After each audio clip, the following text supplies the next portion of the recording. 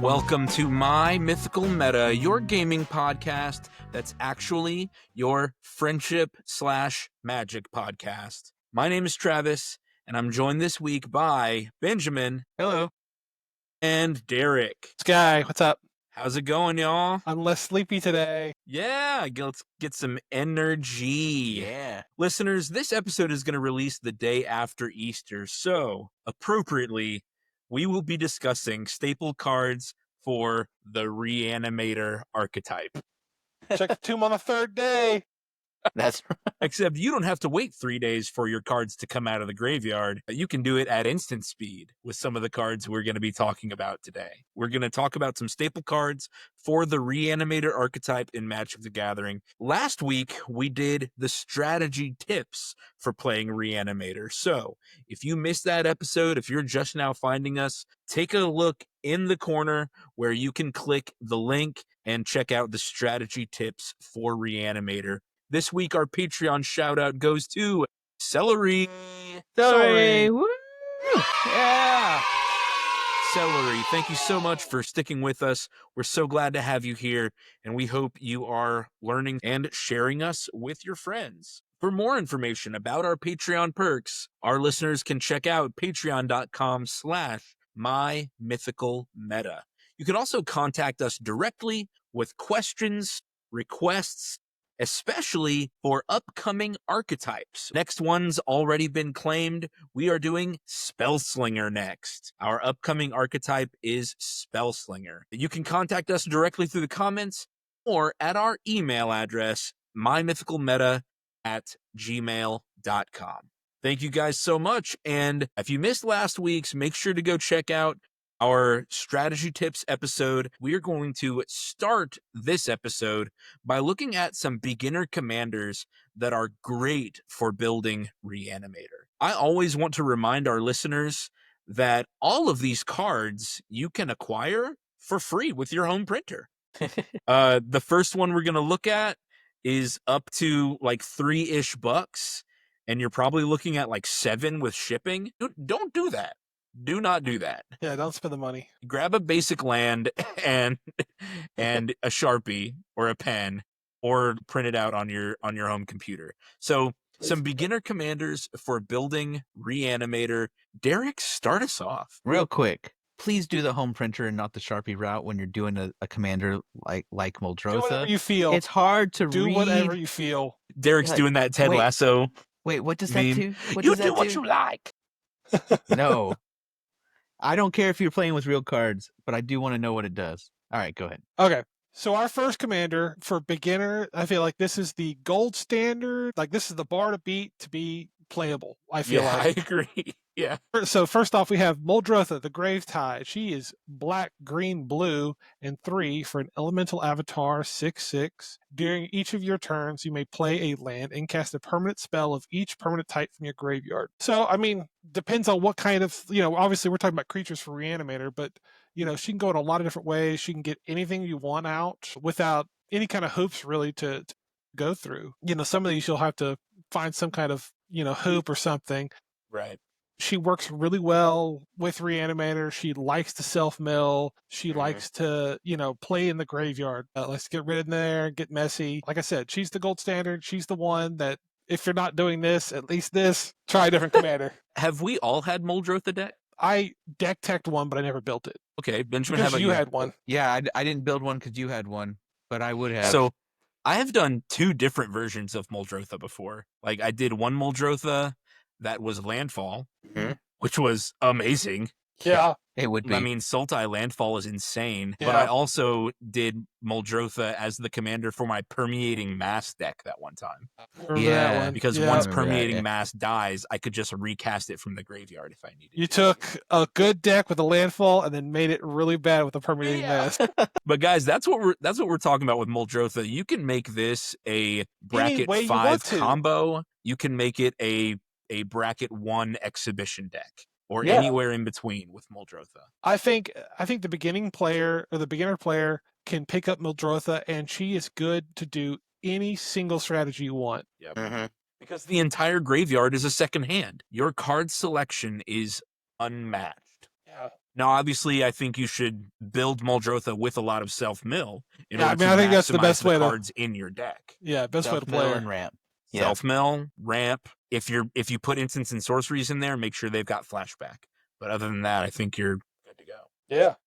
So our next one for beginners is Meren of Clan Nel-Toth. This one is me because my daughter's name is Meren. The name Meren came up unrelated to the card, but once we arrived at the name, I insisted on the spelling, which Meren will need therapy for when she's older, but that's not my problem. That's some therapists later. All right. Meren of Clan Nel-Toth costs 2 black and green. Maybe you've noticed something at this point. Black and green. Green is the best color in Magic, and black is the best at reanimating. So these black-green reanimator commanders are really, really good.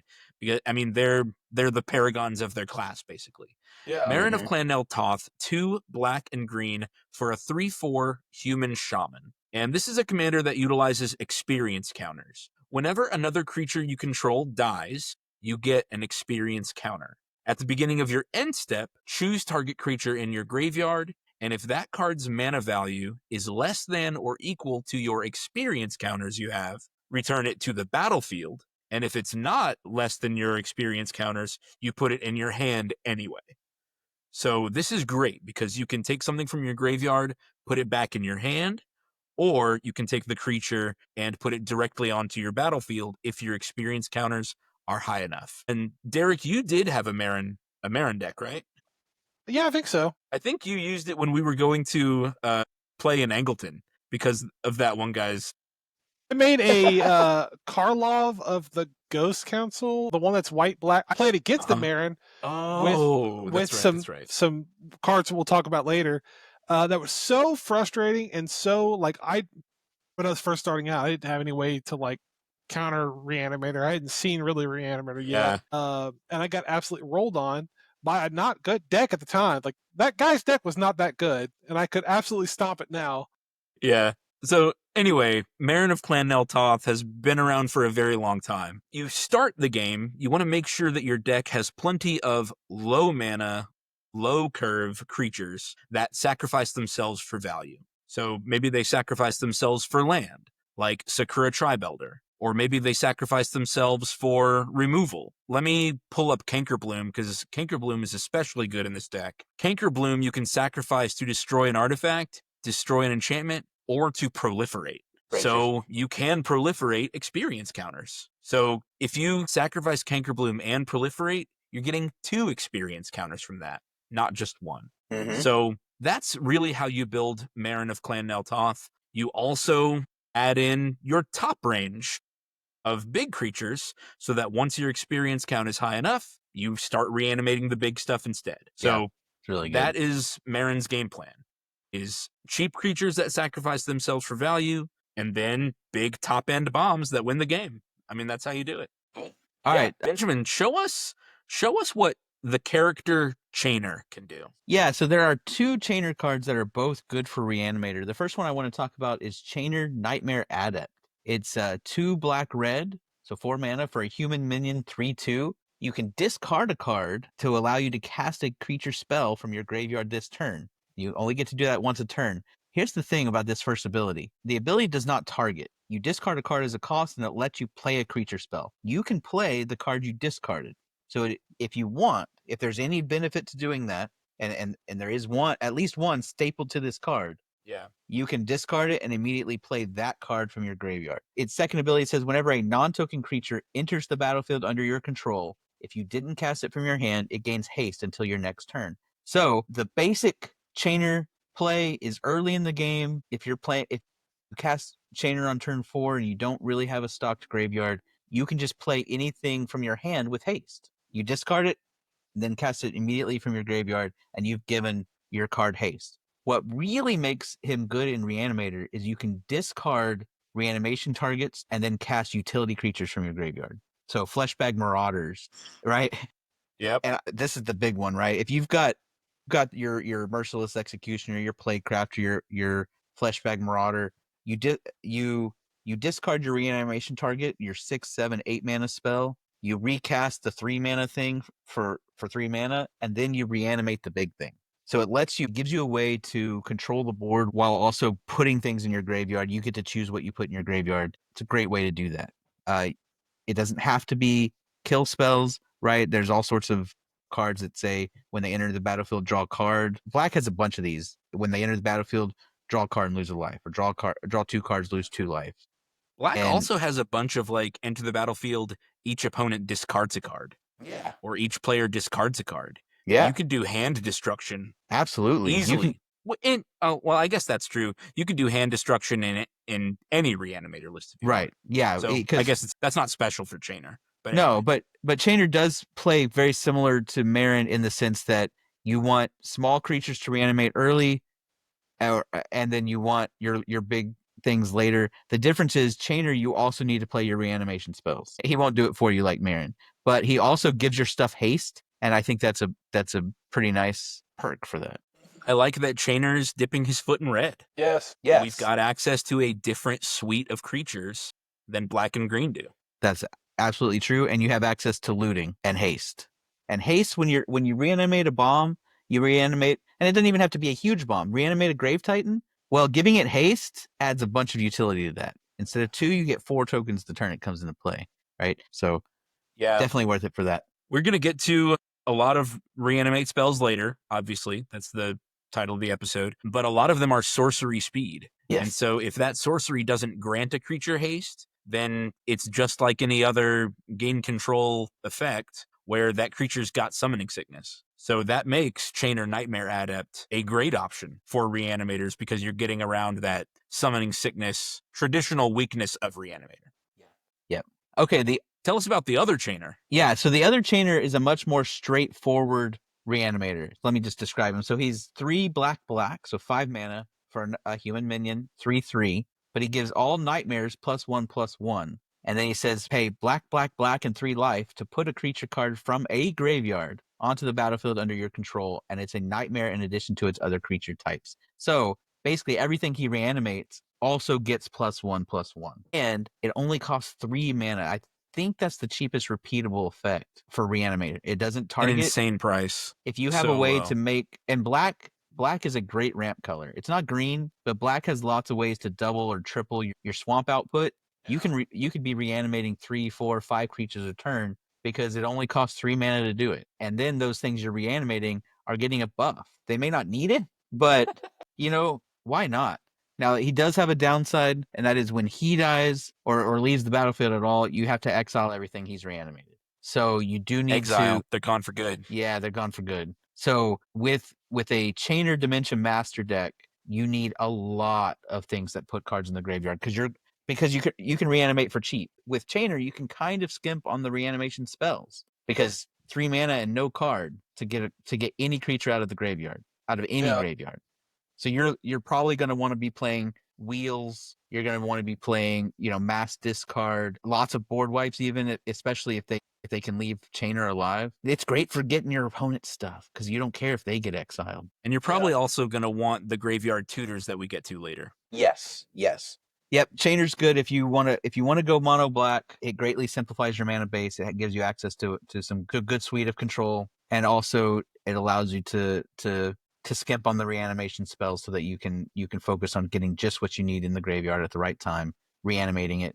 It allows you to reanimate at instant speed, by the way. So being able to pay 3 mana, surprise blocker from that person's graveyard. Yeah. Not bad. It can save you a lot more than the 3 life it costs. You can also get around Chainer's downside if you have a sack outlet on the board. Just sack the nightmares before. Yeah, sack your stuff before he dies. Yeah. So... And listeners, we're not ignoring the pay 3 life part of his cost. It's just negligible in Commander. Yeah, especially when you're in black. You get a lot of lifelink stuff in black. Yeah. It kind of embodies that, mindset in black where the only life that matters is your last one. Mm-hmm. So, and the rest are free. There's enough lifelink in black that make sure your reanimator targets have lifelink. Problem solved. Yeah. Our next one, I want to hear what you've got for this one, Derek. Yeah, okay. So tell us how to jund him out. Yeah, I put Ziatora the Incinerator. She's black, red, green, and 3 for a Demon Dragon 6/6. Flying. At the beginning of your end step, you may sacrifice another creature. When you do, Ziatora the Incinerator deals damage equal to that creature's power to any target, and you create 3 treasure tokens. I put this one on here. I think she's a good beginner Reanimator deck because the commander kind of tells you what you want to do with the deck. You want to have big creatures, or at least creatures with big power, and you want to sacrifice them, get 3 treasures in return, deal damage to any target, so your opponents, and just start blasting people, get your money back to use that. You get your 3 treasures, sacrifice them for 3 black to pay the chainer we just talked about, and get them back out. I feel like it's kind of like an on rails type of deck, which it's not necessarily bad. You see where it's going and see what you need to do. I think it works out. I think this would be a good one for beginners. Think it's smart to have a commander with a sack outlet on it. Yeah. I think that's a great idea for a commander deck and for a reanimator deck in particular. This is great for looping the same big creature over and over again. Yeah. And I mean, that is cool. There are also like other creatures like Gerard, Golgari Lich Lord, which does a similar thing. Mm-hmm. You can get stuff like Lord of Extinction, where it's like the power is equal to cards in graveyards. Yes. Yeah. Sacrifice that, you're blasting someone for a huge amount of damage. You might even one-shot them. If you got like a Lord of Extinction that's big enough. Yeah, there it is. I think she's good. I mean, she's not the greatest. sacrificing a card like Kokusho Yeah. every turn. Yeah. Would be wild. Yeah. Yeah. She's not the greatest, but I think she does a good job. And she's a Demon Dragon, which I think is rad. Yeah.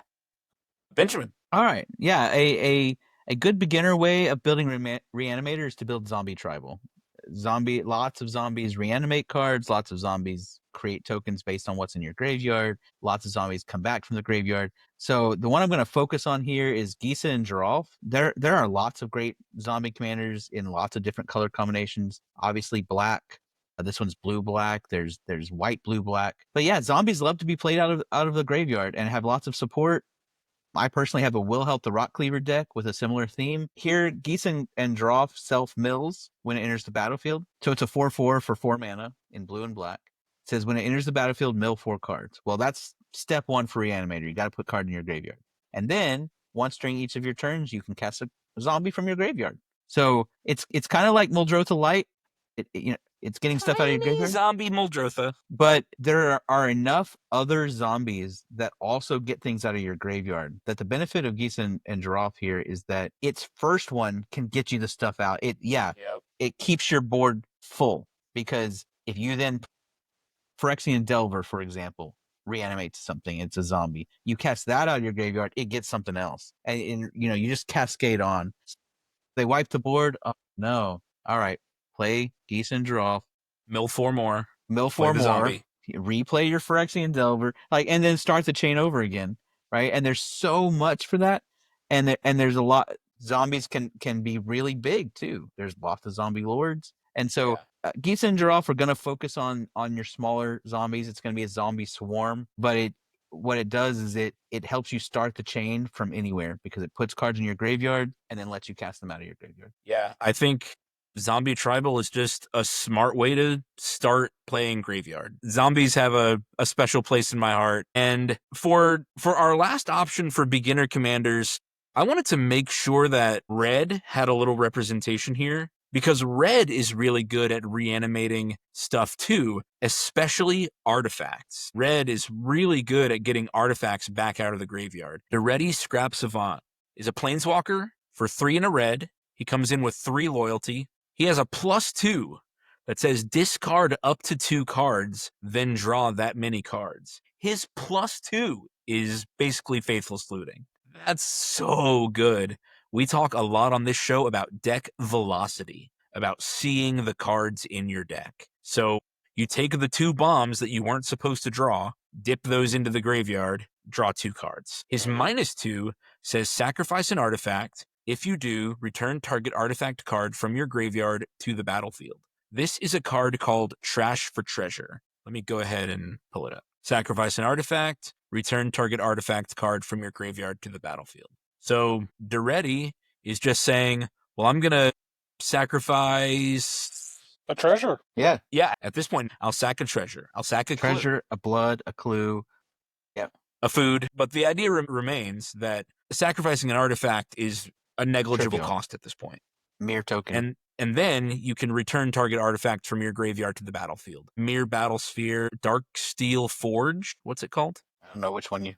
There it is. 9 mana artifacts you control have indestructible. Or there's any number of huge artifact bombs, giant artifact golem creatures, whatever. So Duretti Scrap Savant is a great way to do that. I guess I should get to his -10. You get an emblem with whenever an artifact is put into your graveyard from the battlefield, return that card to the battlefield at the beginning of the next end step. So any artifact creature dies or any artifact that you sacrifice or whatever, you just get it back at your end step. Yeah. Now, you're not playing Duretti hoping to get his -10 off. That's unlikely. But it's a nice bonus when it's there. Very nice bonus when it's there.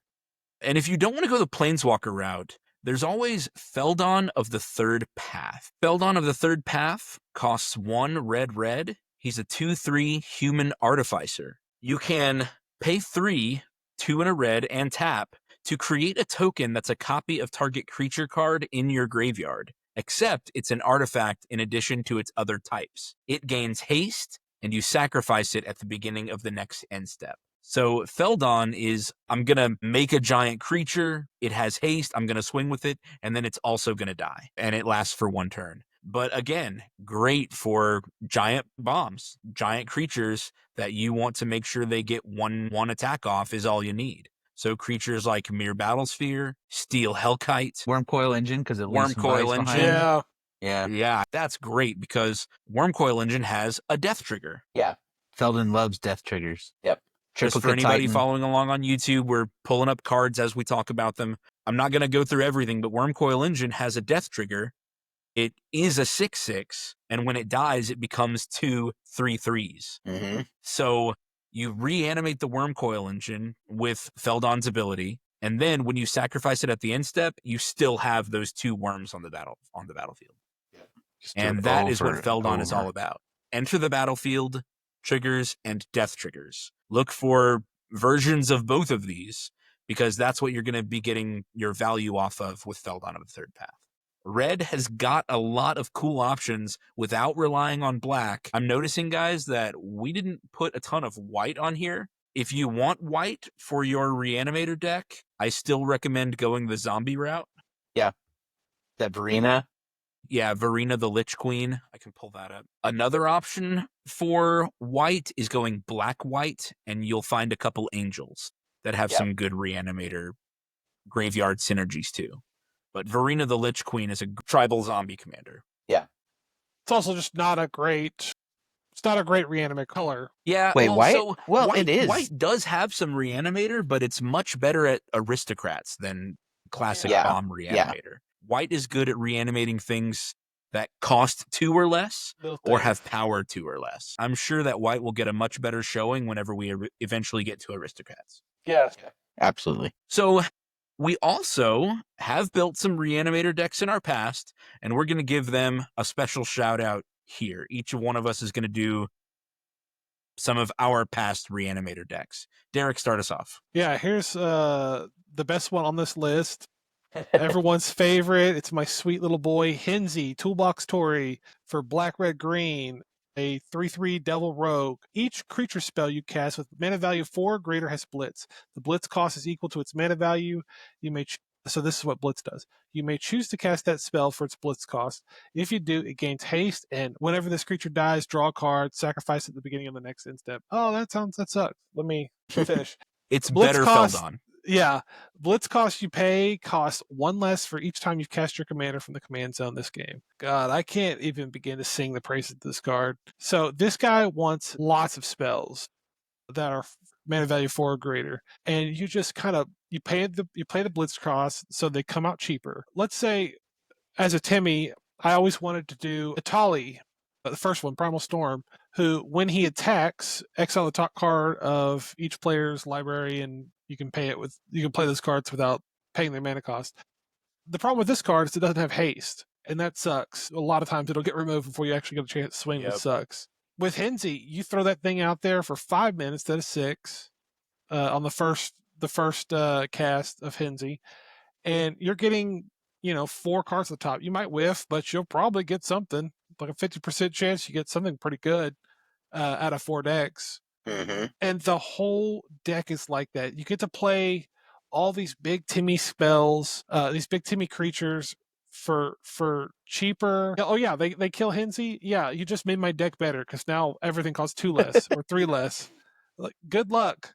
I pulled up Henzie and realized that Feldon is absolutely dumb. I would never play Feldon Yeah, if you play Henzie is an option. yeah, I would absolutely rather blitz everything than use Feldon's ability. yeah. Yeah. Because you can Henzie and Blitz on the same turn if you want. That feels so dumb. Let's say I did the Atali, get those 4 cards at the top, and maybe two are good, and then I need to sacrifice Atali to the Blitz trigger at my end step. I can choose to sacrifice into something else for value, or however he gets to the graveyard. I'm drawing a card, so he replaces himself, and then I can start using reanimate cards to get him back out, this Atali back out for cheaper, ideally. Or you can just blitz him again. Yeah, or blitz him again if I can get him back to my hand. Like, blitz never exiles the creature. Yeah. It just goes back to your graveyard again. Well, you have to blitz from your hand, or each creature spell. So if you can cast from your graveyard, but man, he's got a lot going on. I mean, I think he's the second most played Jund commander after the first Corvold, for good reason. This is who you really should be building if you really want to have a good time. I don't think anyone who's ever built Henzie has ever regretted it. I think you're right, man. I absolutely think you're right. Even as you're describing it, I'm sitting here thinking, man, an artifact creature deck, Yeah, or even Henzie Eldrazi would be amazing. that would be amazing. He's going to take apart his existing 5-color Eldrazi, and he's going to build Jund Blitz Eldrazi. Yeah. Make it even harder for himself. All right, Benjamin, do your next one. All right. Let me start with my very, very first commander deck. It was not good, but it was Reanimator. And it was Horde of Notions. Horde of Notions, it costs Wooburg, white, blue, black, red, green. So 5 mana for a 5/5 elemental with vigilance, trample, and haste. So not bad. And back then when I built him, way back in the early days, that was actually pretty good. 5/5 vigilance, trample, haste for 5 mana. But his second ability is where the Reanimator comes in. If you pay his cost again, Wooburg, you can play an elemental card from your graveyard without paying its mana cost. So for 5 mana, you get elementals from your graveyard. So 5 mana is not cheap, but the thing is, he works with elementals really well, and elementals are not terrible at putting themselves in the graveyard. A lot of elementals have Evoke. Mm-hmm. Evoke lets you play them for real cheap early, but you sacrifice them when they come into play and you get some effect. So he allows you to play a controlling game early and then reanimate those back from your graveyard. If you're filling your graveyard, there are some really high power elementals that you can get. And of course, there's always changelings. It wasn't great at the time, mainly because I didn't know how to build a commander deck. And as we talked about this, I'm like, I could rebuild No a Horde of ramp and Notions deck. 27 lands. I think an No, elemental. I had a ton of ramp. I too much. You can't reanimate a rampant growth. I think elemental as a kindred type is so slept on compared to like dragons and all that stuff. I mean, I know it's not exciting as dragons and vampires and all that stuff, but they're like sneaky good. Yeah. You start getting like Oh yeah. all the Omnas together. Yep. See, Omnath he Play wasn't some around back Reef then. Type. Yeah. Yeah. Yeah. So he's really good. He could be played Voltron too. He's got haste, vigilance, Yeah. trample. It's got You those get in there. keywords. Yeah. I do hate the art though. I do find the art wildly offensive. You don't like the whale on a bear's body? Is that what it is? I mean, I can see the whale's head, and like the bear's arm, but I can't like tree bark growing out of its top of its head. I hate it. I hate it so much. Mm-hmm. And it's like an elephant's butt or something. Yeah. It's gross. Just Let's put a Just to tree kinda- right in the middle of this art. Fucking idiot.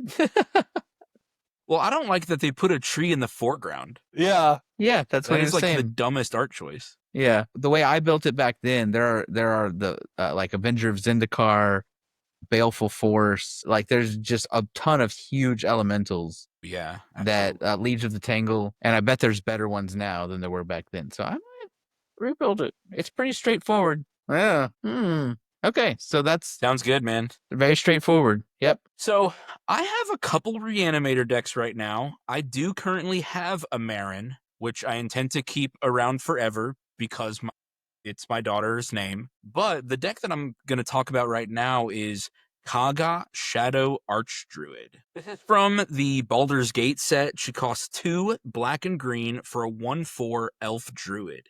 Whenever Kagha Shadow Archdruid attacks, it gains Death Touch until end of turn and mill 2 cards. That's what this deck really wants, is tons of self-mill because of this second ability. Once during each of your turns, you may play a land or cast a permanent spell from among cards in your graveyard that were put there from your library this turn. So I have 1 turn to look through the cards that got milled that turn. Kagha, whenever she attacks, gets you 2, but I have filled this deck with over 20 self-mill effects. And there are games where sometimes I self-mill like 10 cards per turn. So the card selection that I have in this deck is insane. It's the best any Reanimator deck I've ever built has ever performed. And again, it's just because of that card selection of It does being able well. to have a hand that's 17 cards instead of having a hand of 7. Now, its finishers are incidental token makers, things that say, whenever X gets milled, create a token. I have a lot of those things. And then I have a couple of graveyard-based beaters. There are cards like Splinter Fright and Sewer Nemesis that get really, really big based on how big your graveyard is. And I like those two, Splinter Fright and Sewer Nemesis in particular, because they also have self-mill triggers on them. That's what Kagha Shadow Archdruid does. It's a really, really fun deck. I really like it because it plays different every game. Because I'm doing the self-mill route and not like the tutor into my graveyard route, it's different every time. I don't know what's going to get milled off the top. And so it gives me that variety, that spice of life each game I play with it. So I really love that deck. Cool. All right. So now for this next section, we're going to talk about how these cards can serve your deck's needs. Things like ramp, card draw, removal and interaction, some good lands, but how they also serve this particular archetype. And today we're talking about Reanimator. Just about everyone divides their deck building into these essential categories. And so we're going to look at cards that serve Reanimator and these categories. Yeah. And as a reminder, having these in your deck helps you make room for the categories, but also means that you can put more in your synergy and your deck flows better. So when using a Reanimator deck, these cards, they provide plus value. They do better than they look. Yeah, exactly. Because they're going to be Reanimator cards and they're going to do whatever your deck still needs to do, no matter what archetype it is. Yeah. So we're going to start off with looking at some lands. Here are some lands that are great in Reanimator decks, especially because, you know, a land is just taking up a land slot. It's not taking up one of the cool cards in your deck. These are just lands. Let's look at Agadeem the Undercrypt. Yeah. Agadeem the Undercrypt, you're usually not playing it. It's there, Agadeem's Awakening. So it's a land, it taps for black. It comes in untapped if you will play 3 life. But the important thing is, if you don't need it as a land, it's also a reanimation spell. You can pay X and return cards from your graveyard to the battlefield. So you put it in your deck as a land, but it's also doing your job. Yeah, the flexibility is what we really want to see in commander decks. With only 100 cards, you got to figure it out. You draw this in your opening hand, it's a land. And then if you draw it on turn 6, all of a sudden, it might be this reanimation spell instead. Oh my God, Derek, this card is over $20. How do they expect me to play this card? Oh my gosh. See, that's the thing. It's like I like doing proxies and like that because I'm not going to pay these prices. I hate when they're double-sided though. Yeah, it's hard to proxy a double-sided card. Yeah, I don't want to be flipped a piece of paper back and forth. It's annoying. So I'll just not put. I'll not put it in a deck specifically because of that. Makes the proxying harder. Yeah, we do also have Crypt of Agadeem on this list. Yes, because it's a tap land. It taps for black, but you can pay 2 and tap it. Add black for each black creature in your graveyard. So Yeah. this land has the potential of adding much more than just one black. Yes. If you're filling up your graveyard with stuff, and especially if you're mono black, but even if you're not, like, this could still be tapping for 4 or 5 black mana if you wanted to. Mm-hmm. So like a Nel-Toth Cryptovagademe for is Reanimator. another great Yeah. choice. Yeah. Let's look at Balaged Recovery. Yeah. I like this one. It's similar. It taps for green instead of black, and here's the battlefield tapped. But yeah, see, so Balaged Sanctuary. This is the land side. Taps Comes for in green. taps for green. If you get it in your opening hand, this is it. But the nice thing is that it can help you get back something that you milled and didn't want, right? You pay 3 and return target card from your graveyard to your hand. So simple. It helps you with your recursion, and it's in the land slot. It's great. Like, there's not a lot to say. Like, once if you're at 36 lands and you need to get 38, but you don't want to cut any more good cards, like, replace some of your lower end cards with these. That can be a land if you need it, but they can be a spell if you don't. I wanted to give a special shout out to Drownyard Temple. It's very basic. It taps for colorless, and you can pay 3 to return it from your graveyard to the battlefield tapped. Just if you've got room for a colorless land, you're self-milling. At some point, you're not going to make a land drop. It's ramp. You pay 3. It's not great ramp, but it's incidental. It's a land from your graveyard when you can't make a land drop. Yep. I want to do Emeria. Okay. Just because we can give the color white a little spotlight here. Emeria the Sky Ruin is a tap land, and at the beginning of your upkeep, if you control 7 or more planes, you may return target creature card from your graveyard to the battlefield. I wouldn't play this card unless I am doing mono white. But if I'm playing mono white angels, or, and all of a sudden I get to 7 planes, man, Emeria the Sky Ruin is not a planes. So this has to be your 8th land. But if you go that late in the game, you have a way to start getting your big bombs back out. Mm-hmm. Very nice. Derek, spotlight the green one. Yeah. Yeah, Shifting Woodland. It's just a battlefield tap unless you control a forest. Taps are green. It's got Delirium, which is green 2. Shifting Woodland becomes a copy of target permanent in your graveyard until end of turn. Activate only if there are 4 or more card types among cards in your graveyard. Very easy to get in the self-build deck. Very easy. So you just start copying whatever the best thing in your graveyard, or what's going to help you, do whatever. Especially if you could do something to, turn into that Canker Bloom we talked about earlier. Yeah. Sacrifice that destroy stuff, pull it back out with Muldrotha or something like that. There are all kinds of options. Yes. Mm-hmm. I mean, this thing is it like Magic Mirror or something like that? Mirage Mirror. I mean, this can become a copy of target permanent in your graveyard. Yeah. This can be an artifact. This can be an enchantment. True. Yeah.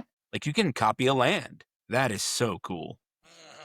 Your goal is, of course, you've got a worm coil engine. Worm coil. Yeah. Or something. A Titan with an attack trigger, and you get it for 4 mana.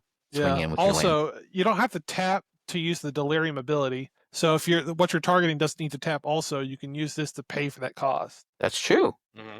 That's very true. Last one we want to highlight is one of my favorite lands. I put it in almost every deck. If it can support a colorless land, I put it in there, and that's Gyre Reach Sanitarium. Comes in untapped, taps for colorless. You pay 2 and tap it for each player to loot. Everyone draws a card, then discards a card. Yeah, that helps everyone, but you designed your deck to do it, and the worst thing in the world is top decking, and you top deck a land, and Gyre Reach Sanitarium just lets you see the next card instead. But in a Reanimator deck, it does double duty, because it's not only letting you get past the bad cards in the late game, but even in the mid game, it's helping you put the right cards in your discard pile, and it only takes a land slot. Very good. So good. All right, let's get to ramp. So these are cards that are great because they're going to help you ramp and still serve your Reanimator goals. Let's do Sakura Tribe Elder. I think this has already come up today. Yeah, I mean, in this episode already. Yeah, this is a great card. I put this in just about any green deck. Yeah, this is it's green and 1 for a 1/1 Snake Shaman. Sacrifice it, search your library for a basic land card, put it on the battlefield tapped. Super easy, kind of a staple of Reanimator if you're in green. I don't think there's a Reanimator deck in green that doesn't run this card. I mean, I put it in any green deck because I play it and it's a blocker. Yep. And then whenever it blocks, it gets me a land. What's not to love, Yeah, and it turns every single one of your Reanimate spells into another blocker plus land. Blocker plus land. Next, Benjamin, do Bramble Familiar. So normally I wouldn't play Bramble Familiar as a mana dork. I don't really like 2-mana dorks. It's not an elf. It's an elemental. For Horde of Notions? Yeah, for Horde of Notions. Yeah. It's 2 mana for a mana dork, a 2/2 that taps for green. But it also has an adventure. And this is what makes it good. In the late game, you can mill 7 cards, then put a creature, enchantment, or land card from among those milled cards onto the battlefield. So it basically does the put in graveyard plus reanimate that you already want to do in the late game. And it allows you to play it early as a mana dork, and then in the late game, pay 2 mana and discard a card to return it to your hand so that you can use the adventure later. The adventure is called Fetch Quest. Right. Yeah. So that's why I think this fits. I normally wouldn't play a 2-mana dork, and it's certainly not in a reanimator deck. But this one, you play it early, it helps you ramp into your commander or into some of the reanimate spells, and then in the late game, you're like, I don't know what to do. You pay the mana to return it and go fetch yourself a big creature. You pay the mana, discard a card, but then when you cast Fetch Quest, you can only reanimate from among the milled cards. That's true. But it's filling your graveyard for your other spells, and it lets you basically get the best thing out of the top 7 cards of your deck. And if you're playing Reanimator, your best thing is usually going to be pretty good. Yeah, I mean, it doesn't hit sorceries, instants, or planeswalkers, but you didn't build it that way. Exactly. Right. Derek, do the next one. Yeah, Head Shredder, green 2. This is a really cool one from Duskmourn. Vehicle 5/5. When it attacks, you may mill 2 cards. Whenever 1 or more lands are put into your graveyard from your library, put them onto the battlefield tab. It says 1 or more lands are put into your graveyard from your library, not from this effect. Any self-mill card, if you use that mill 7 cards, put all 7 lands from Bramble Familiar. This is insane. Yeah, and it costs crew 1 for a 5/5. Woo! Yeah, that's funny. You let your Llanowar elves hop in and drive Head Shredder. Let your Sakura Tribe Elder hop in, drive Head Shredder, and then sacrifice afterwards. and then sack. But yeah, it gives you a mill when it attacks. I mean, Magic has loved to do this. They say, why make 2 cards do a cool effect when 1 card do trick? 1 green can do it.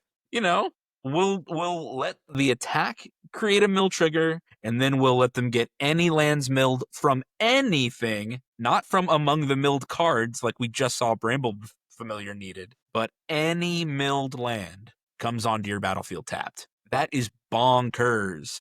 That's really, really good. Next one. Yeah, this is just a staple.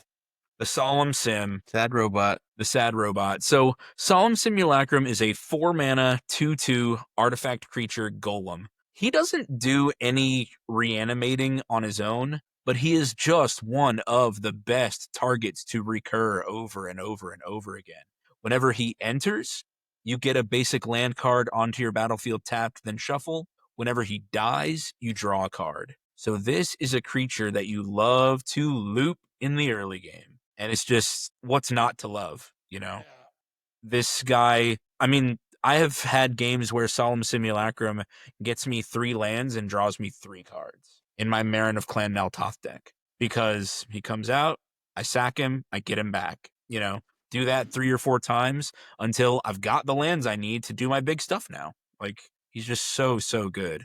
I also wanted to jump ahead and do Dreamscape Artist. Yeah, you love that card. I love this card. Dreamscape Artist is 1 and a blue for a 1/1. It is a human spell shaper. Dreamscape Artist recreates the spell Harrow. So you discard a card, you sacrifice a land, and then search your library for 2 basic lands and put them onto the battlefield and shuffle. So all the parts of Dreamscape Artist together say discard the bomb that you want to reanimate later, sack a land, which you might be able to get back, but even if you don't, that's fine, because you're going to get 2. You're going to ramp. You're going to replace the land that you sacked, and you're going to get another one. Mm-hmm. So Dreamscape Artist is just really, really good. I have it in several decks. I'm doing this just as a plug so I can put in another link. Dreamscape Artist is a great ramp piece in my Dragon's Approach deck, because I can discard Dragon's Approaches as Harrows instead. So an excellent card there. Who wants to go next? Record Rebuild is a green-red 1 sorcery. This has got choose one, destroy target artifact or enchantment, or mill 5 cards. Then you may put a land card from your graveyard onto the battlefield tap. And it's got a flashback for red, green, and 3. I like it because if you're self-milling, you might throw the sorcery in the graveyard, use flashback to get it back out. It's got modal, so it, if you get it early, you can use it to destroy artifact or enchantment. Or if you get it sometime later, you can mill those cards and get a land back out. I like And it. if you draw it in your opening hand, you can destroy somebody's soul ring and then flash it back later. Yep. Yeah, it's versatile. Good. Plays out of your graveyard. Yeah. All right, Benjamin, last ones. All right, so these two are basically the same. Millican and Deranged Assistant. Deranged Assistant's blue, Millican's colorless. And they both say tap, mill a card to add 1 to your mana pool. I love they're simple, and they can really supercharge a Reanimator deck because Mana Dork's also filling your graveyard every turn, just adding stuff to the graveyard. You'd be shocked at how much just having your mana also fill your graveyard really matters.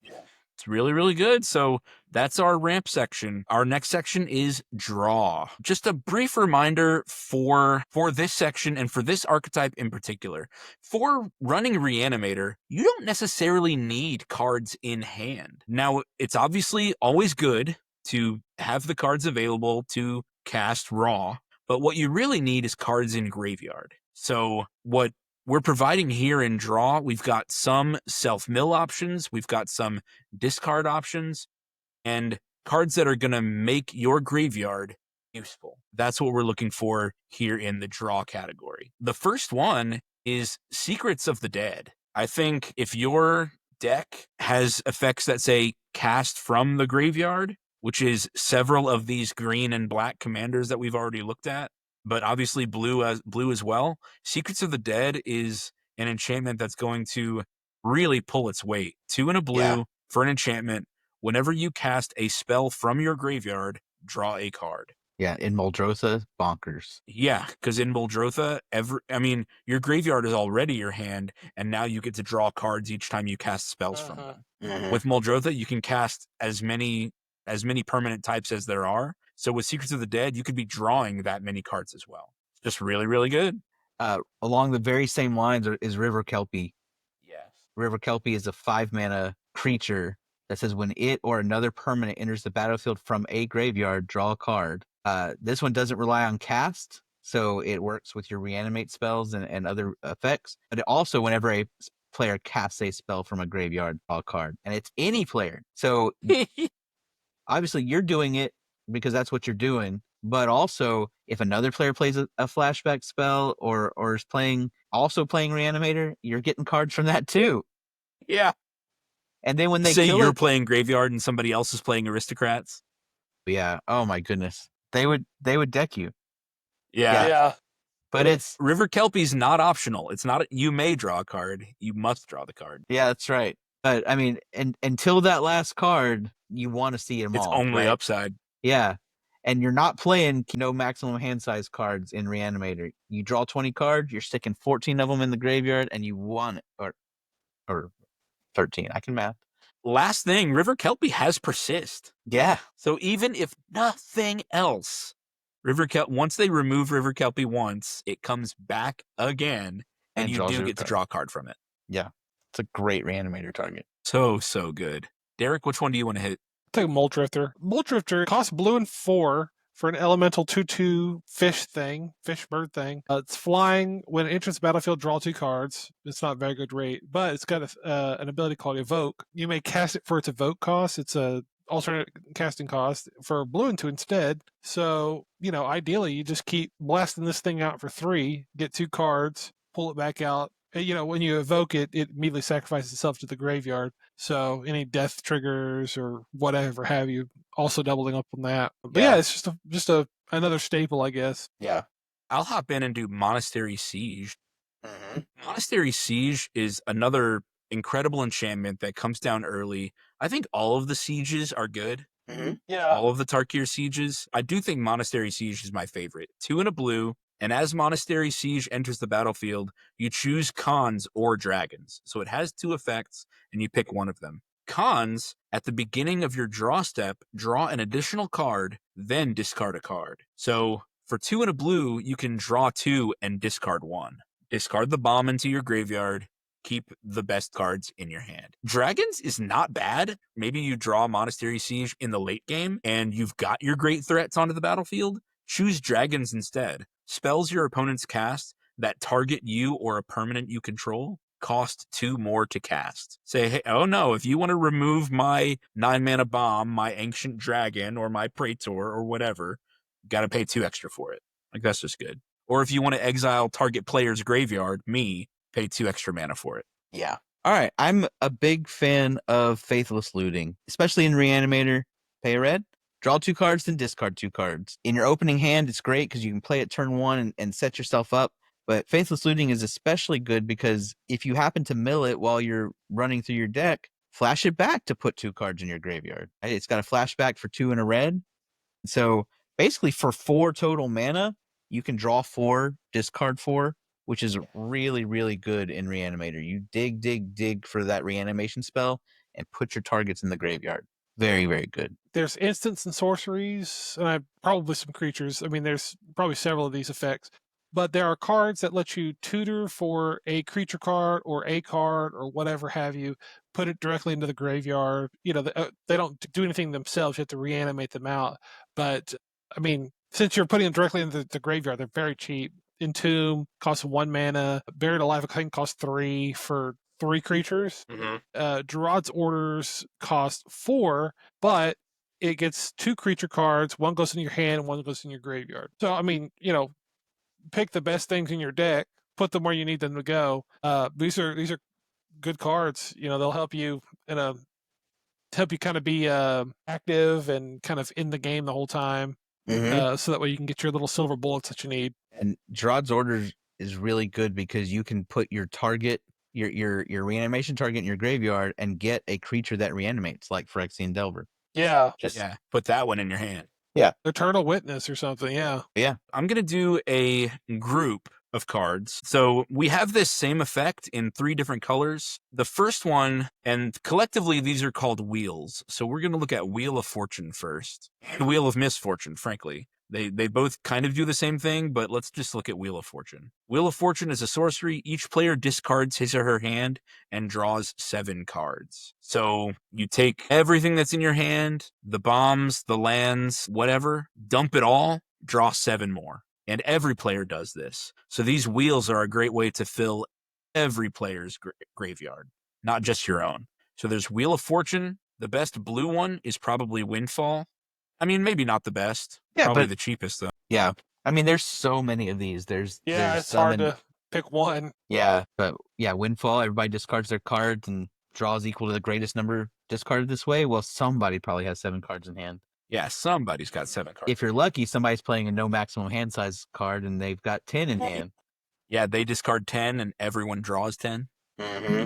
And then black has Dark Deal. Each player discards all the cards in his or her hand, then draws that many cards -1. But yeah, so all 3 of these spells cost 3. They fill all the graveyards, and you just draw a new hand. So these are great ways to just supercharge your Reanimator plan. There's Greater Good, green 2 for an enchantment. Sacrifice a creature, draw cards equal to the sacrifice creature's power, then discard 3 cards. The discard 3 cards, not that big of a deal. You know, you put the 3 that you want to reanimate later, or the ones you don't need. I had this in my Omnath Locus of Mana deck that was, big green mana, draw a ton of cards. This is in my Henzie deck, and this is what I was talking about when we can sacrifice those creatures that are affected by the Blitz, get extra effect out of them. And they're all big power creatures, so I'm drawing just tons of cards, filling up my graveyard with whatever I don't need, sculpting the best 7 cards I can in my hand. Yep, absolutely. It's a very good card. Proxy it. It's $2. You can. Okay. I think it used to be like $10 or $15, something like that. I love Phyrexian Reclamation. Phyrexian Reclamation costs 1. You put it down early. Then you pay 2 and pay 2 life to return target creature card from your graveyard to your hand. So it doesn't put anything in your graveyard. But if you're playing one of these Reanimator decks that has a toolbox of creatures, Phyrexian Reclamation turns your graveyard into your hand in a very easy way. 2 mana, 2 life to draw a card, basically. Right? So you're getting back your Solemn Simulacrum or Secure Tribe Elders or whatever it is that you want to recur. Phyrexian Reclamation makes it cheap, and it's one of the best early game ways to get stuff out of your graveyard quickly. Yeah, I feel like this is the best one. Yeah, It's an overperformer for sure. Yeah, absolutely. I mean, so cheap. Absolute the 2 life overperformer. is not a problem to pay. 2 mana, well, 3 mana total for 1 card, not a problem. And then 2 mana for each one after that. Yeah. Yeah. The last one we'll do in this category is Underrealm Lich. Now, I've pulled Underrealm Lich, but this is really just an effect that you should look for. And they've put it on quite a few creatures at this point. Underrealm Lich in particular is 3 black-green for a 4/3 zombie elf shaman. And this top effect is what you should look for. If you would draw a card, instead, look at the top 3 cards of your library, then put 1 into your hand and the rest into your graveyard. Now, sometimes when they do this effect, it's look at the top 2 cards of your library. Underrealm Lich is really, really good because now you get to pick the top card, mill the others. You get to look at your top 3 and choose the best one. Choose the reanimation spell. Discard the lands and the bombs. That's just a really awesome effect. Underrealm Lich has pay for life. Underrealm Lich gains indestructible until end of turn. Tap it. That's really good too, because it makes it protected from removal, because people are going to see that you're getting tons of value from this. Back when I did have my Muldrotha landfall deck, I had a non-determinate combo with Underrealm Lich and the Gitrog monster, because Underrealm Lich is any time you would draw a card. It's not just your first draw of the turn or whatever. So say River Kelpie is going off, every time you would draw a single card, instead you get to do this. So that's really powerful. And it goes off between the Gitrog monster, because Gitrog says anytime a land would enter your graveyard from anywhere, draw a card. Well, if I'm milling a land, then I get to start stacking Underrealm Lich triggers instead. Yeah. And Underrealm Lich prevents you from drawing from an empty library, because it's a replacement effect on that draw. There's lots of good things about a Reanimator strategy to help you fill your graveyard with Underrealm Lich and effects like this. So the next category is interaction, and you always need interaction as part of your categories. Other people are trying to mess with you. They're trying to stop your game plan, and you need to stop their game plan while you get going. And I want to take the first one in this category. It's classic. It's iconic. Reclamation Sage. Reclamation Sage honestly goes in any green deck that's focused on creatures, but it's one of these that you can loop over and over in the early game as part of a reanimation strategy, and it really gets those things that are probably bothering you. It'll get your Grafdigger's Cage, it'll get your Rest in Peace. You play it on turn 3 to keep them from going off, or it can be used offensively to go after their creatures, clear out blockers if they happen to have artifact creatures or enchantment creatures, or things that are protecting them, right? And then you can get rid of the propaganda or whatever that's stopping you from lumbering in with your massive reanimation target.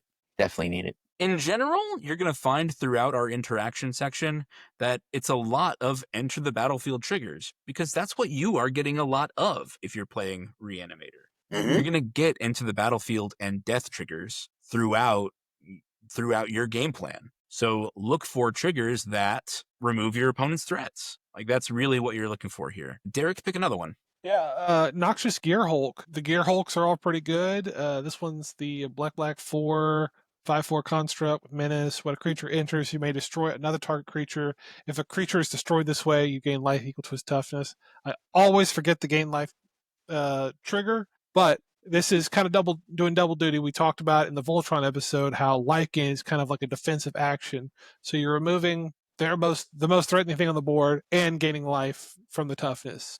So you're kind of, doing a reverse fortunes there. And you've seen how good. A lot of these black cards we've talked about cause you to lose life. This is the kind of spell you want to save you from yourself. Yeah. I'm going to talk about Avatar of Woe. I'm going to represent Randy here. Randy loves this card, but I like this card too. It was in the Graveborn deck. Mhm. So I have a foil version of Avatar of Woe from the Graveborn Premier deck. It costs 6 black, but don't let that scare you. Even if you draw it in your hand, you can probably cast it for cheap.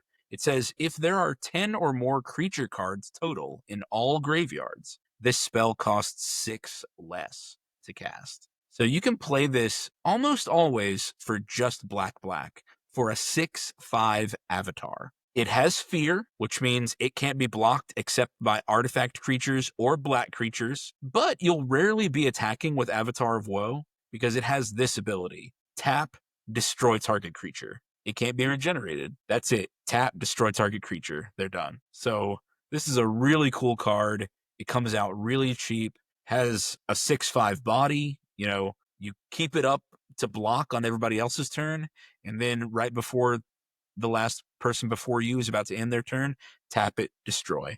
Gets to your turn, untap, keep going. Like, this is just a really awesome card. All right. There are several black spells that kill a creature and also reanimate, or kill a creature and return to your hand. The one I want to talk about here is Black Sun's Twilight. Black Sun's Twilight costs X in black for an instant. Target up to one target. So you don't even have to destroy a creature if you don't have a target, but up to one target creature gets -X until end of turn. And if X is 5 or more, return a creature card with mana value X or less from your graveyard to the battlefield tapped. So at instant speed, if you pay at least 6, you can kill something and get something back. It's excellent. Along a similar vein, I'm going to go ahead and do Necromantic Selection as well. It does cost 7, but I really like the reanimation effects that are stapled on to removal. So Necromantic Selection costs 7 for a sorcery. Destroy all creatures. Then return a creature card put into a graveyard this way to the battlefield under your control. It's a black zombie in addition to its other colors and types. And then you have to exile it. So you can't recur Necromantic Selection, but it does leave you with the biggest creature on the board and destroys everything else. Excellent. There are a couple of board wipes that will reanimate the best creature for you, and removal spells that'll do that. I think a whole deck could be made out of just control and reanimate. Board wipes that give you something. Yeah. What's that white one? Phyrexian Rebirth? I think it's Phyrexian Rebirth. That destroys everything, gives you a huge token. Yeah, it gives you a huge horror token or something like that. Derek, you want to do Kogla? Yeah, Kogla, the Titan 8, green, 3 for a 7/6/8. When he enters the battlefield, it fights up to one target creature you don't control. Little targeted removal there, kind of. I mean, 7/6, you should be able to kill most of the stuff on the battlefield. When he attacks, destroy target artifact or enchantment defending player controls. This is good in Henzie. Blitz him out for 1 cheaper or however many cheaper. Get the fight trigger and get the attack trigger that destroys target artifact or enchantment. Doesn't matter when he's going to die because he's going to die at the end of this turn anyways. So just get in there. And then he's also got an ability, pay green and 1 to return target human you control to its owner's hand.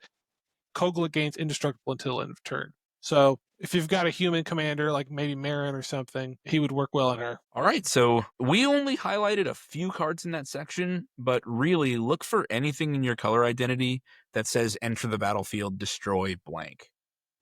And you're going to do fine. Yeah. You're going to do fine in that section. Our next major section is protection. Now, normally when we talk about protection in our deck techs, we talk about keeping our commanders on the battlefield. But what we really mean is protecting your entire game plan, keeping the game plan on track. And so that's really what we want to focus on here in this short section, because in a reanimator deck, we don't necessarily care if our creatures die. So that's not really the type of protection that we're focusing on. And you'll see as we talk about these cards, we're going to look at it in a slightly different way. I'm going to go ahead and do this first one. It's an all-star in just about every deck that can run it. Lightning Greaves, except for Voltron. Lightning Greaves cost 2 for an equipment. It equips for 0, equips for free. Equipped creature has haste and shroud. We talked about it earlier with Chainer, that giving these creatures that you reanimate haste is very, very good, because and that's something that Henzie solves. You know, your creature doesn't have to be around for a whole turn and give everyone a window to deal with it before it can do its thing. With commanders like Chainer or Henzie, or with a card like Lightning Greaves, you can just pop it on your reanimation target after it's arrived on the battlefield and then let it do its thing. With Shroud, it can't be targeted, and now it's got haste. So let that big bomb body do its thing. Let it swing in and let it start doing its job and just bashing your opponent's heads in. Hell yeah, brother. Yep. And protect your commander until then. We usually talk about EDH on the show, so protect your commander until you get the bigger game-winning bomb, pop Lightning Greaves over, finish the game. Derek, do you want to talk about Yeah. next? Next, we have Spore Frog. It costs 1 green for a 1/1 frog. It's got an ability, sacrifice Spore Frog, prevent all combat damage that we dealt this turn. This is what I mentioned earlier, that guy had a Meren deck. He would bring Spore Frog back every single turn, and I could not get in because I've never seen this card before at that time, and I was just stuck behind the Spore Frog. Could never deal combat damage, didn't build any other win cons because I was brand new. This little guy, throw him in a Meren deck, throw him in a Muldrotha deck, something where you can get him back every single turn, and you just keep it, it doesn't have to tap, so it's a get out of jail free card every single go around the table. So good. Love this little guy. I didn't realize they reprinted him in Bloomborough Commander. Yeah. Hey, he's down to 31 cents. Good for him. Yeah. Good for him, yeah. And the big thing is that he's telegraphed, so a lot of people are like, I don't want to swing at you because I'm not going to get in anyway, which means that you don't have to spend him on the first person who attacks until 2 people in a row swing at you. You're golden. Uh-huh. So good. Whenever I've ever seen somebody with a Spore Frog, I always just look at the other people on the table. Commander, a 4-player game can be very political in that way. And I go, guys, we have to attack him. All of us, all creatures, every turn. We have to make him spend it so that the other 2 players can get in. Yeah. Mm-hmm. I'll Now see in someone 1v1, I don't know what you're going to do. Yeah, nothing for me. If I'm at a table with 4 other people, someone's got a Spore Frog, and I'm the next person, I'm going to swing at them because they're not going to build a Spore Frog on me. Like if someone has a bigger threat or a Voltron commander or whatever, they're not blowing it on me. So I'm going to get my free damage in when I can. Yeah. All right. I want to do Enduring Angel. Yeah. Enduring Angel costs 5, 2, and white for an angel. It has double strike, so it's nice. But the big thing here is that you have hexproof. Ordinarily, I wouldn't play these cards, although they have value, and there's a whole lot of cards that give you hexproof, Leyline of Sanctity, or Witchbane Orb. But I really like Enduring Angel. And the reason why you want to have hexproof is that a lot of graveyard hate is targeted. Some of it's not. Player, yeah. Yeah, a lot of it is exile target player's graveyard. Bajuka Bog is exile target player's graveyard, right? And so if you or target player exiles a creature card from their graveyard, there's just so many of those. So if you can give yourself hexproof or shroud, and there's a bunch of creatures that do it since you're in Reanimator, there's a bunch of enchantments and artifacts that do it, but giving yourself hexproof can save you from a lot of the targeted graveyard hate and make your game plan smoother. Enduring Angel is good because of its last ability. If your life total would be reduced to 0, it becomes 3 and you transform it.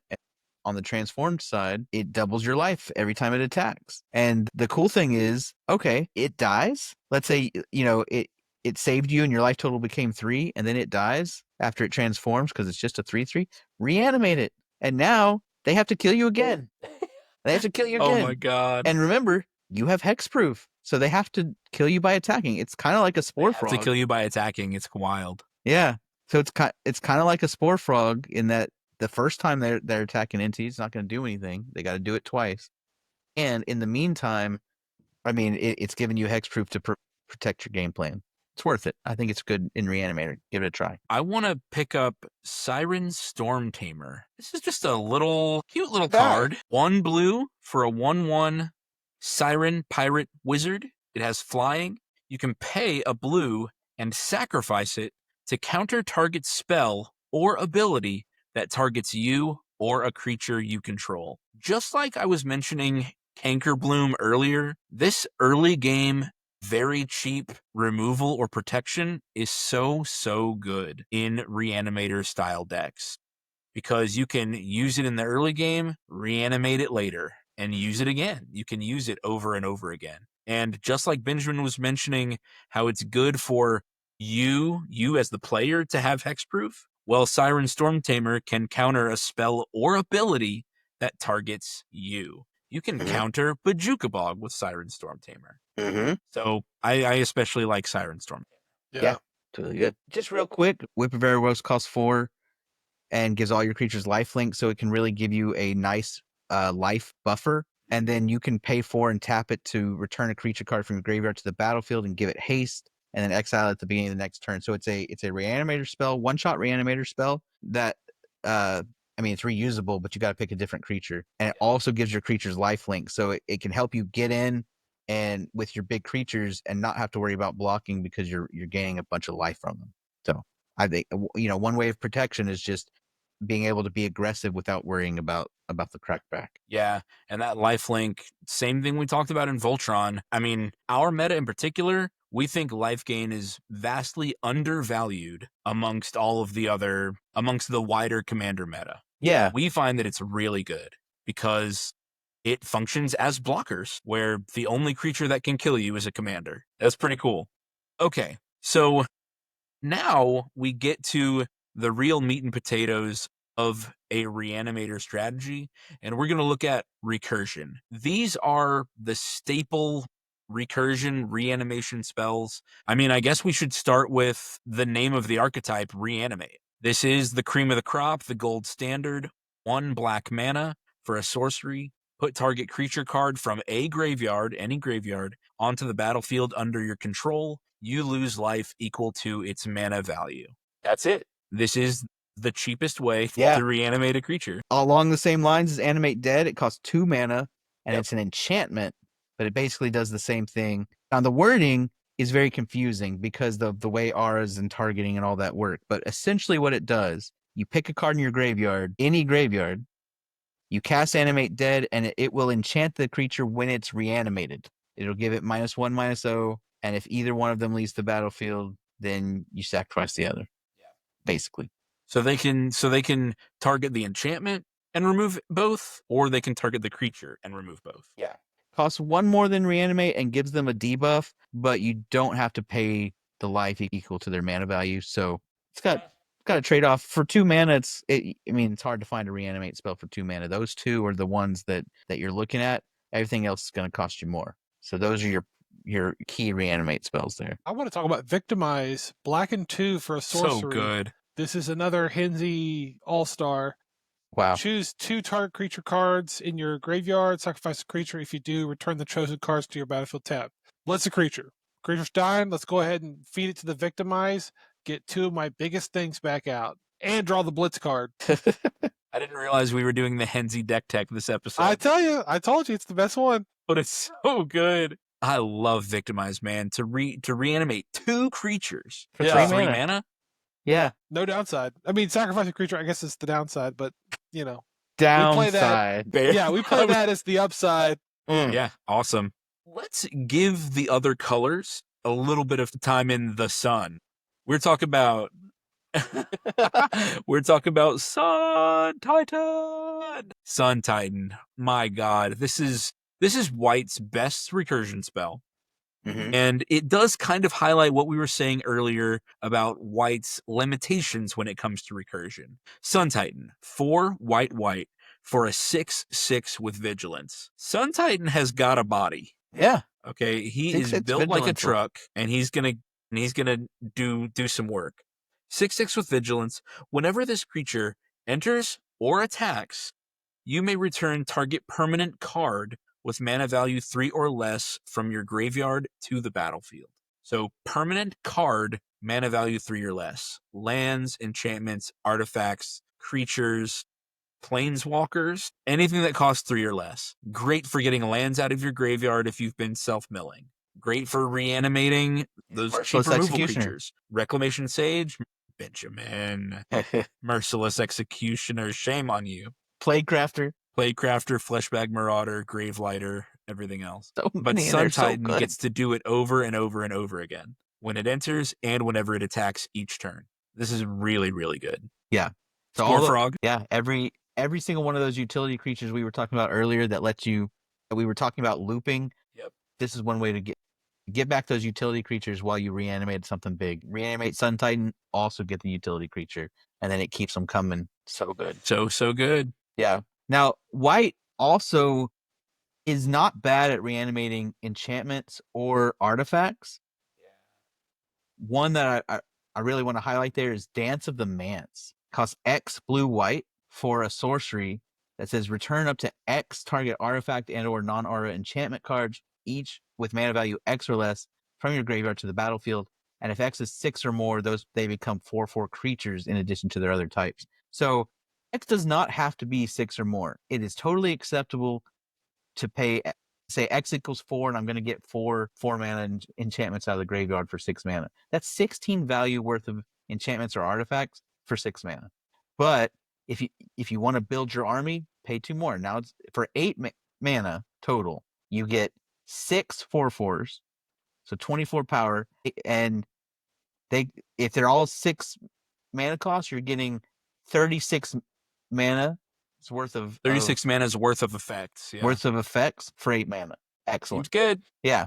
And if you don't need all that, you pay 2, you reanimate something small, right? So it can get your utility stuff out, but it scales, and in the late game it can build a massive board state with 1 card. That mana advantage is the key that we were talking about with what makes Reanimator a strong archetype, is you're getting more mana's worth than what you're spending.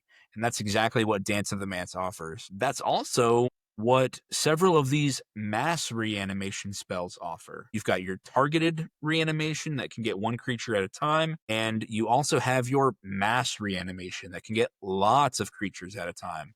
We've got Living Death. Living Death costs 3 black, and it's worded kind of weird, but Living Death basically removes all the creatures that are on the battlefield. So Living Death swaps the creatures in your graveyard for the creatures on your battlefield. For every player. For every player. So every player does the swap. Now you are playing Reanimator. You have prepared for this. Your graveyard is full of bombs, and everybody else's graveyard is just has the creatures they've lost throughout the game. Mm-hmm. But your graveyard is ready for it. My favorite on this list is Breach the Multiverse. For 5 black, each player first mills 10 cards. Then, for each player, yourself and each other person, you get to choose a creature or a planeswalker from that player's graveyard. You put them onto the battlefield, and they become Phyrexians. Becoming Phyrexians may or may not matter, but still, you've gotten 4 creatures and filled everyone's graveyard with 10 more cards just for paying 7. So pick the high mana cost stuff, and you've probably gotten more than 7 mana's worth of creatures. And the last one is Command the Dread Horde for 4 black. Choose any number of target creatures and or planeswalkers in graveyards. Command the Dread Horde deals damage to you equal to the total converted mana cost of those cards, but then you put them onto the battlefield under your control. You can get as many creatures in as many graveyards as you want, and the only cost you're paying is your life per mana value of each of those cards. Remember, the only life that counts is your last one. Yeah, if you're reanimating good enough stuff, what are they going to do? Yeah. Yeah. If you've reanimated enough to win the game, then your last life point is all that matters. Last one here is Sheoldred Whispering One. Costs 7 mana in black for a 6/6 with Swamp Walk. So a lot of people play in swamps. It's unblockable. And if you play in Urborg, you can make it unblockable. But the big thing here is at the beginning of your upkeep, you get to return target creature card from your graveyard to the battlefield. So it's just every turn without expending additional resources, you're getting another creature out of the graveyard and another creature out of the graveyard. And on each of your opponent's turn, they have to sacrifice a creature. Now, I'm going to be honest with you. I've never made it around the board with Yeah, the it's Sheoldred. hard to make Not it a around single the board. time. Because people hate sacrificing their creatures on their upkeep. But man, it's still worth it. If nothing else, it's a free 1 removal buffer for everything else in your deck. That's right. And if you're playing Reanimator, reanimate your Sheoldred. It's worth it to reanimate your Sheoldred. For sure. It's an unblockable beater that they have to remove. It keeps the board down. It makes your board bigger. It's worth it, regardless of how much removal it draws. But it does draw removal because it's so good. Yep, I absolutely agree. All right, Synergy Staples. So Listeners, there's lots more than what we just talked about, but those are what we think are the best of the best, the cream of the crop. Our next one is Synergy Staples. These are just 6 great cards that we think do great in graveyard decks. Derek, start us off. What's your favorite one? I'm going to talk about the 3 seasonal depression cycle cards. These are the Incarnation. I think they all cost 4, some mana color, and then 3. The whole cycle, as long as these cards are in your graveyard and you control a land of that type that they match, like the green has a forest, the blue has an island, etc., they give you an effect. The green, as long as it's in the graveyard, gives you trample. Blue gives you flying. Red gives you haste. All great cards. The white and the black, not so good. I don't even remember what they do. Anger is red. And it gives, so as long as Anger is in the graveyard and you control a mountain, all your creatures have haste. Like, that is incredibly good for your reanimation deck. Another Henzie blitz target. Costs 4, for sure. Get him in the graveyard as fast as possible. Brawn is the same effect, but it gives everyone trample. And then Wonder is the one that gives all of your creatures flying. So good. And it just sits in the graveyard. It's not like your opponents can do anything about it. And unless they have exile graveyard or exile target card from a graveyard, but you were weak to that anyway. Like, you were already vulnerable to that. But man, if they don't have that, then all your creatures have flying, or all your creatures have trample, or all of them have haste. Well, Derek, I could have sworn you were going to go for Protean Hulk. Yeah, I mean, he's next on the list. He's green 5 for a 6/6 beast. Another guy with a little bit of these little SSRIs. When he dies, search your library for any number of creature cards with total mana value 6 or less, put them on the battlefield, then shuffle. This guy loves to sacrifice himself, sometimes for the greater good. Got him. Yeah. So good. Again, another Henzie target. Go get, several things just straight onto your board. I love him. He's just a combo. I mean, you sack him, you get your combo, win the game. Yeah, nothing but great things with him. Put some mana dorks in so you have some 1 mana targets to, like when the math doesn't kind of work out right. I want to get the 6 or the 5 drop and a 1 drop. Make sure you have a 1 drop in the deck. Yeah. I'm going to do Eternal Witness. Once again, just low to the ground. You can play this raw or you can reanimate it. When Eternal Witness enters the battlefield, you can return target card from your graveyard to your hand. Maybe you accidentally milled Reanimate. Maybe you milled your sorcery, or you milled, a spell that you need. Eternal Witness can get it back. That's what I think is the real value of Eternal Witness here. Now, obviously, if God forbid, you just don't have a Reanimate spell and you need a creature, something else, well, Eternal Witness it out. This is just always good. You're never going to regret having Eternal Witness in your deck. Worst case scenario, you're getting back a fetch land that you cracked early just to make sure you hit your land drop. Yeah, that's true. And then, Benjamin, do the last one. Yeah, so the last one's going to be Torrential Gearhulk, which is also a decent reanimation target. It's 4 blue for a 5/6 with flash. And when it enters the battlefield, you can cast target instant card from your graveyard without paying its mana cost. If that card would be put in your graveyard, exile it instead. This one, there's so many blue creatures. Did I hear you kind of stumble? You were about to say instant and sorcery, but then it was just instant. So, yeah, Torrential Gearhulk is only instant. Only instants, y'all. Yeah, so make sure that you're using instants, but there's some instants out there like Black Sun's Twilight that lets you reanimate at instant speed. There's several instants that are useful that might get milled while you're milling everything else. A lot of mill cards themselves are instants. And so a Torrential Gearhulk can flashback one of your instants.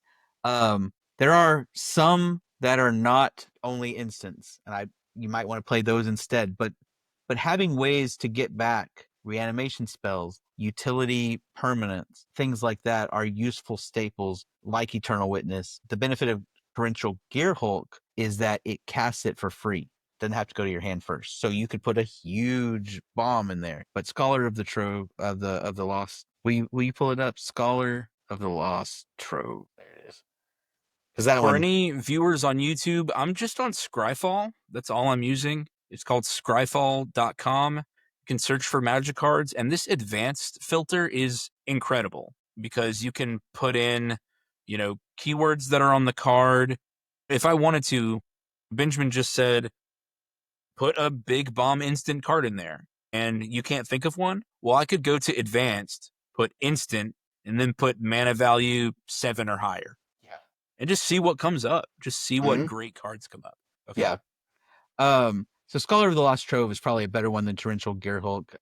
When it enters the battlefield, you can cast an instant, sorcery, or artifact from your graveyard without paying its mana cost. So it can be a reanimate you've already played. It can be an instant speed removal or mill card, or it can reanimate your big artifact. If you've got a triplicate Titan, there you go. You reanimate Scholar of the Lost Trove and triplicate Titan. Really fill your battlefield with beef. Yeah, exactly. And frankly, that's a perfect lead into our final section. Guys, the final section of your deck is Reanimator Targets. Whatever Go you nuts, want. guys. Woo! Go. This is the fun section. Yeah, this is the fun section. This is the reason we were doing everything else in the first place. This is the target of all the hoops we've been jumping through this whole time. We've been self-milling. We've been packing our deck with reanimation spells, and this is the last section, is the big bombs that you want to fill your deck with. Now, we could go on for 20 more minutes of this episode. We had like 30 cards listed here of bombs that we would love to talk about that would go great in your reanimation deck. There's lots of good cards in Magic. Yeah, Magic's got lots of good cards. We're going to narrow it down to, I think, 4 creature types that you should be looking through. Dragons, obviously. They're big, they're flyers, they've got great effects. Dinosaurs. Love the death. Can't get Big enough of them. tramplers, Especially huge, if they're meaty called bodies Italian. with lots of great effects. The Italian stallion. Yeah. Yeah. Titans. Titans. Titans are so good, y'all. We've already talked about Sun Titan, but Inferno Titan and Grave Titan. Let's briefly look at Inferno. And fingers crossed for an unban of Primeval Titan. It's coming, baby. I feel it in my bones. I need feel it. in my Inferno bones. Titan is just one of the best targeted removal guys out there. So good. And people pish posh over 3 damage divided as you choose. But So that's good. enough. That is almost always enough. I've never regretted having an Inferno Titan and said, "Oh darn, it's not doing enough." Yeah, I mean, That's right. A lot of commanders have 3 toughness. Mhm. Blam, blam, blam. Every attack trigger. If there's a creature that you can't destroy with Inferno Titan, you might be able to get its toughness down so that Inferno Titan can do it by himself, or just blam your target in the face. Like, Inferno Titan is just so good. And If then there's Grave somebody without Titan, defenses up, or Inferno Titan can wipe people out, because if you're in the late game, if you've played an Inferno Titan and now it's turn 7 and you're swinging, when it attacks, 6 native body, 3 damage to the face, plus you can pump it. It has fire breathing. it does have fire breathing, yeah. Mack 'em. So good. So good. Grave Titan is the other one. It just clogs up the field with bodies. Just blockers, attackers, warmers, whatever you want to do. Grave Titan is so good. 4 black for 6/6 with Death Touch. And then whenever Grave Titan enters the battlefield or attacks, create 2 2/2 black zombie creature tokens. 4 additional body on the board. So Really good. good. So we think the Titans are really good. Dragons, Dinosaurs, Titans, Praetor. Praetor. gotta have them. The mana Every one cost of them. doesn't matter, so you might as well pop down Jin Gitaxias. Any I'm of them still are good, but partial to Jin Gitaxias Augur. yeah. He's still my favorite Jin Gitaxias. But I I mean, know, I think Randy pulled 3 or 4 Progress Tyrants. I Did he think really? he got 2 and I got 1. Okay. But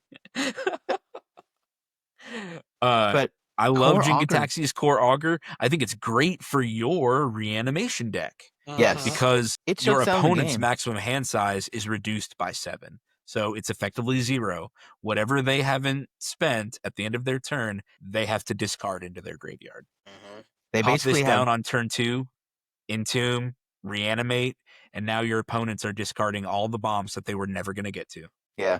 You So get to have them sad. instead. So good. It's honestly gross, right? If you reanimate Jin Gitaxias on turn 2, you've won that game. Yeah. Yeah.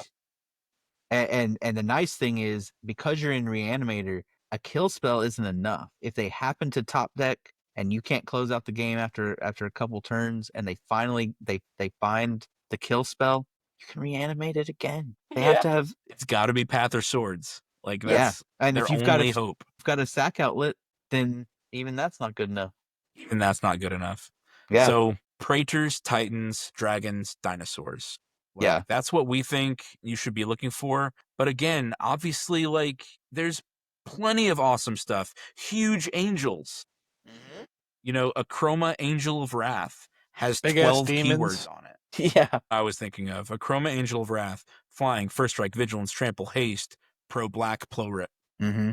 Yeah, that's good. But the big dragons, like ancient brass dragons and ancient gold dragon, but there's Atali. All the Atalis. Derek already brought up Atali Primal Storm, but Atali Primal Conqueror, like, God. each One of player the- exiles cards until they hit a non-land card. Yeah, you're not missing. Yeah. You cannot whiff. And then he flips 7/7 over into a one-hit trampler. KO. Yeah. Yeah, and then you can transform him into Trample, Indestructible, He's ready to party, Poison man. counter. 11/11 Poison. The Ancient Dragons from Baldur's Gate, where you roll a d20 and get something insane. Yeah, let me roll a d20 and get treasures. Yeah, let me roll a d20 and get fairies. Let me roll a d20 and draw cards. Mm-hmm. Like, these are all absolutely insane. Ancient Brass Dragon is more reanimation. Yeah. Roll a d20, put any number of target creature cards with total mana value X or less from graveyards onto the battlefield under your control. It's so yeah, good. roll a 10, roll a 15. Yeah. Now it might suck and you might roll a 2, but I mean, whatever. still get back your you secure still, didn't, you tri-builder. still didn't spend a card or mana to do that. Yeah. The Bronze Dragon is +1/+1 counters. Like this is the most fun section of a Reanimator deck. You get to And decide you what get it to is. make it however you want. Yeah. I talked last episode about Mirror Battlesphere, but man, this card's been out forever. Surely it's been outclassed by big artifact creatures. I guess, but yeah, triplicate something. Yeah, triplicate Titan's pretty good. I mean, it's basically a bigger worm coil engine. It won't gain you life, but it's a 9/9 that turns into 3 3/3s. That's wild. Okay, so friends, listeners, Romans, countrymen, like, you can fill the remainder of your deck with whatever reanimation targets you want. And look for things with enter the battlefield and death triggers. You know, those are going to be your bread and butter. I mentioned earlier Kokusho the Evening Star. Whenever Kokusho, I guess I'll pull this up as our last one. Whenever it dies, each opponent loses 5 life. You gain life equal to the life lost this way. Great one to loop. Yep. Start looping it with your sack outlet plus your recursion. Just dome your opponents for 5 every turn, and you gain 15. I mean, what can they do? That life gain buffer, we think, is hugely undervalued in most of Commander. Great Merchant of Asphodel, yet another great target that can end the game. Absolutely. Sorry, There's too many. ourselves we could go on forever. We told ourselves we wouldn't do this, but here I am. It's because this is why you play Reanimator. You play The power Reanimator fantasy because all the cards that you're told are not good because they cost too much, you get to play them, right? There are some cool creatures that cost 8 mana, and this is the only way you're going to play them because they're not green. There are some amazing white angels that you are never going to play Ever. Yeah. ever. If you want your Avacyn, this is where you play Avacyn. Yeah. So Itali costing 7, you might get to 7. Terastodon costing 8, less likely. Your Apex Allosaur costing 9, well, you can reliably get them out in Reanimator. So an Apex Allosaur is great. It's a 10/10 for 9 that fights when it enters the battlefield and keeps fighting. It's just it keeps fighting until it dies. So good. So this, like Benjamin just said, I think those are our words of wisdom. Like, this is the archetype for you to live out your power fantasy. Surely, as we went through this last section, you were like, that's the creature I want. Surely something in here has caught your attention, has evoked feelings within you. That power fantasy of saying, yes, I can finally get this great boss monster out onto the field. And Reanimator is the way to do that, for quick, for cheap, and you can just run away with the game. Yeah. Real quick, if you're not a Timmy, there are spike cards you can put here too. Elish Norn clears the board. You know, you don't have to do the power fantasy. We like it. True. We like it. but you can also make your opponent's life miserable. Just Jink attacks is I what think you're gonna do. do like me, do both. And don't forget, like, I think our meta and the episodes we end up creating are a little Timmy focused. It's kind of like the Timmy's Guide to Reanimator. But guys, Reanimator can certainly be combo too. You reanimate your 3 combo pieces and win the game. Like, you can do that. You can do that in this archetype if you want to. So yeah, any last words, Benjamin or Derek? Happy Easter, everyone. Happy Easter. Okay. Thank you, listeners, so much for sticking with us through another card showcase, your essential cards for Reanimator. If you haven't done Reanimator yet in your Magic career, man, pick it up because you are going to have such a fun time being mad scientist raising your monster from the graveyard. It feels It's gonna be a so blast. good. Yeah. Benjamin, how can people find our Patreon? They can go to patreon.com/mymythicalmeta. And you can reach us directly through the comments. We are very reactive in the comments, but you can also send us emails directly at mymythicalmeta@gmail.com. Don't forget to comment future archetype requests. Thank you guys so much for listening. Benjamin, Derek, and Randy, who's not here, thank you guys for being my great friends. Adios. Yes. This episode was sponsored by Eldorado Gaming. Use the promo code META for 10% off your order. Please like, comment, subscribe, and share. This episode was edited by me, Travis Konishek, and our intro and outro music is by Tyler Heath of the Oh Hellos.